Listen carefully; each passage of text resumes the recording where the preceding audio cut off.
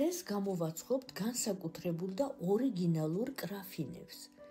ვაცხობთ შუშის ან თიხის ფინჯანში. შუშა არ ისრუტავს ცხიმს ცომიდან და გამოდის ძალიან ნოტიო კრაფინი. ასე შეგიძლიათ გამოვაცხოთ პატარა ზომის პასკებიც. 250 მლ თბილი რძე მოვათავსოთ თასში. დავამატოთ 1 სუფრის კოვზი შაქარი. არასავსე 1 სუფრის კოვზი მშრალი საფუარი, დაახლოებით 6 გრამი. რამოდენიმე წუთით დავტოვოთ, რომ საფუარმა გააქტიურება დაიწყოს. აი ასე უკვე რომ გააქტიურდება საფუარი, დავამატოთ 2 კვერცხი. 100 გრამი შაქარი. ეს ცოტა გავთქვიფოთ.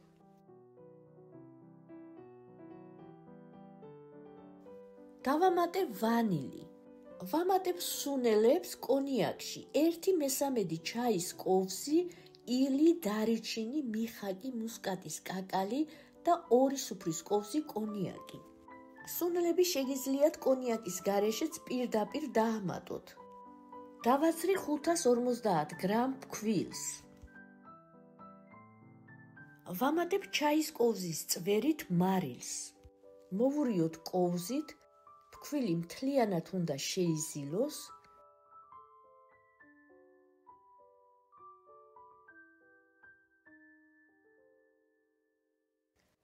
დავამატოთ 90 გრამი გამდნარი კარაქი.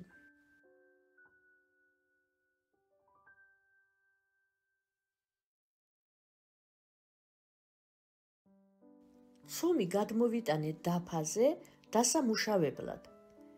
უნდა მოვზილოთ 4-5 წუთი მაინც.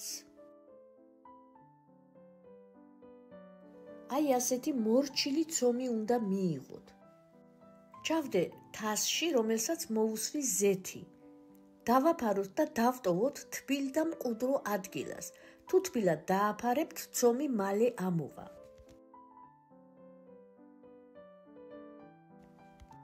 აი ასე ამოვიდა ჩემი ცომი.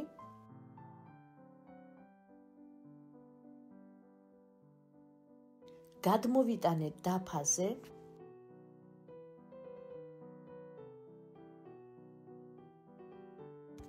ცომი ავწონე და გამოვიდა კილო და 138 გრამი. გავყავი 4 ნაწილად, იმის მიხედვით რამხელა ფორმებიცა მაქვს. თითო ცომი მაქვს 284 გრამი.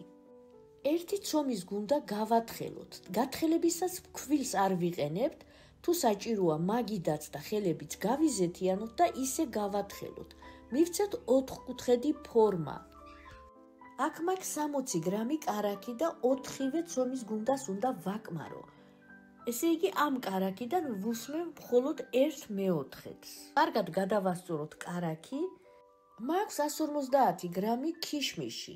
ქიშმიშიც 4-ვე გუნდას უნდა ვაკმარო და მოვაყრი 1/4-ს. სურვილით შეგიძლიათ მოაყაროთ ცუკატებიც. ცომი ერთი ნაპირიდან გადავახვიოთ რულეტივით. ვახვევთ მსუბუქად.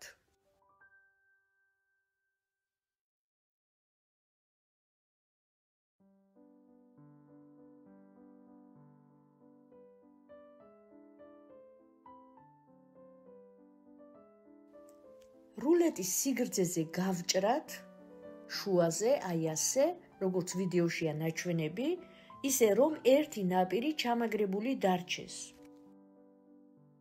ცომის ბოლოები ასე დავამრგვალოთ, დავახვიოთ, როგორც ვიდეოშია ნაჩვენები, ისე რომ ქიშმიში გარეთ იყურებოდეს. ერთი ხვეული დავადოთ მეორეს ზემოდან. მე მაქვს 400 მლ-იანი ჩაშკა. ჩაშკებს ცოტა ზეთი მოვუსვათ და ისე ჩავდოთ მომზადებული ცომი. უმჯობესია ჩაშკა იყოს დაბალი და განიერი. თუ თქვენი ჩაშკები არის ნაკლები, ცომი გაყავით 6 ნაწილად და გამოაცხეთ უფრო პატარა კრაფინები. ასე მოვამზადე და ჩავდე 3 ცომი ჩაშკებში. მეოთხე ცომსაც მოვამზადებ ანალოგიურად.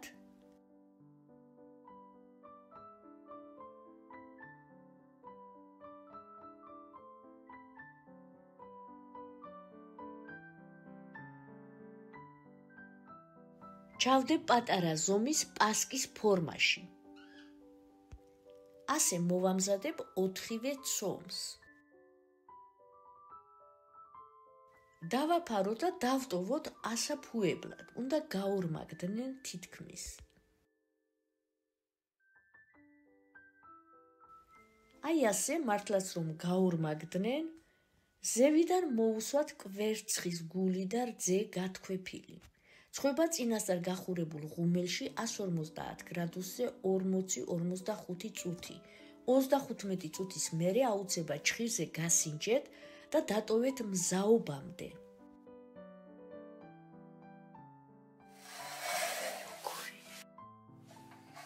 აი ნახეთ როგორია. საოცრია. გამოდის აი ასეთი სასწაული კრაფინები, ასე შეიძლება პატარა პასკების გამოცხობაც გადმოვიტანოთ და დავტოვოთ გასაციებლად. ესენი აი როგორებია, ნახეთ როგორებია. საოცრებია, საოცრები. და ესენი უნდა გაცინდეს. აი ეს ესეთი პატარა გვაქვს. და დანარჩენი გვაქვს აი ესეთი ჭიქები. ჭიქიდან ძალიან ადვილად ამოდის, აი ესე. აი ნახეთ როგორებია. სრულად უნდა გაცინდეს. უკვე გაციებული ამოვიღოთ ფორმებიდან. ჭიქებიდან ძალიან ადვილად ამოდის. შუშა ცხიმს არის რუტავს და გამოდის ძალიან ნოტიო. აი დავჭერათ და ნახოთ როგორი იქნება. საოცარია, ნახეთ როგორია. აუცილებლად სცადეთ და აუცილებლად გამოაცხეთ. განსაკუთრებით თუ საქართველოს გარეთ იმყოფებით და პასკის ფორმებს ვერ იშოვით, ეს ძალიან კარგი გამოსავალია. აი ნახეთ რა სასწაულები გამოვიდა. აი მართლაც რომ ასე პატარა პასკებით შეგიძლიათ გამოაცხოთ.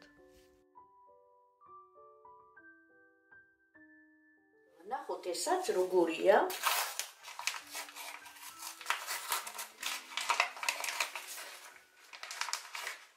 აი დროულად აგე როგორია, ნახეთ როგორი ფაფუკია, აი როგორია. მოგწერეთ რომელი ქვეყნიდან გვიყურებთ და რომელ ქვეყანაში ხვდებით აღდგომებს. ჩვენ კი ბედნიერ აღდგომებს გისურვებთ, დროებით გემშვიდობებით, მალე ისევ შევხვდებით ძალიან საინტერესო რეცეპტებით, იქამდე კი ბედნიერ დღეებს გისურვებთ.